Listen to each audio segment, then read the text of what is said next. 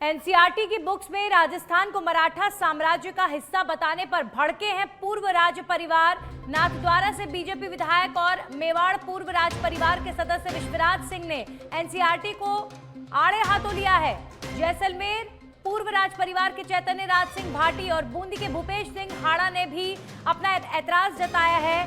तो जैसलमेर पूर्व राज परिवार के साथ ही आप देखिए राजस्थान के कई राज परिवार के जो सदस्य रहे हैं उन लोगों की तरफ से विरोध प्रकट किया जा रहा है। मामला दरअसल ये है कि राजस्थान की जैसलमेर रियासत को मराठा साम्राज्य के अधीन बताया गया कि जैसलमेर रियासत तो मराठाओं की है।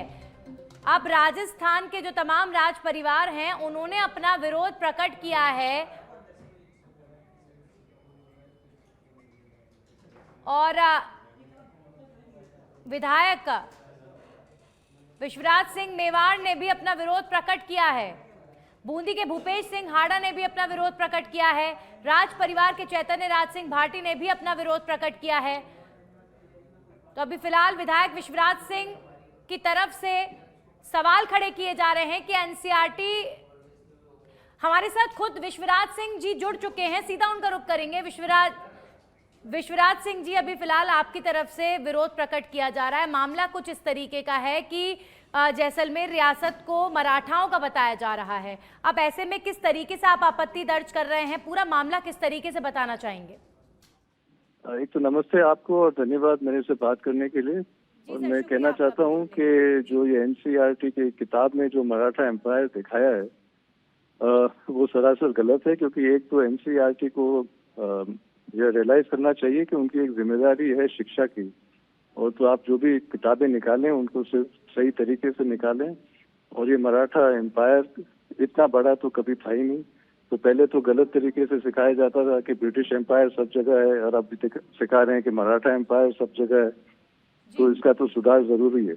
विश्वराज सिंह जी, क्या आपको लगता है कि किसी एक एम्पायर का महिमा मंडन करने के लिए कई बार जो दूसरे राज परिवार रहे हैं, जो दूसरे लोगों का संघर्ष रहा है, उनको कहीं ना कहीं डोमिनेट करने की कोशिश की जाती है, या राजस्थान के जो तमाम संघर्षकारी परिवार, राज परिवार रहे हैं, उन्हें दबाने की कोशिश की जाती है? कई बार ऐसा देखा गया है, क्या लगता है आपको ऐसा? जैसे पहले भले आप मुगल एम्पायर की बात करें, ब्रिटिश एम्पायर करें, या अभी जो मराठा की बात कर रहे हैं, अब राजस्थान का इतिहास इन सब एम्पायरों से पुराना है। और जो भी सब एम्पायर के बारे में गलत तथ्य ही सिखाए गए स्कूल में, और अभी जैसे सरकार ने कहा है कि वो सुधार करेंगे, जो सही हिस्ट्री है वही दर्शाएंगे।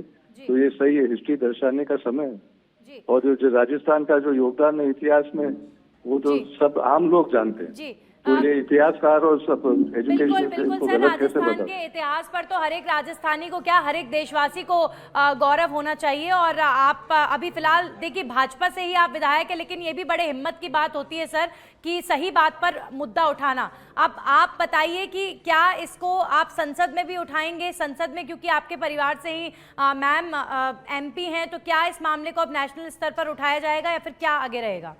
उन्होंने भी पोस्ट किया है अपने अकाउंट से इसी मैटर के बारे में जी।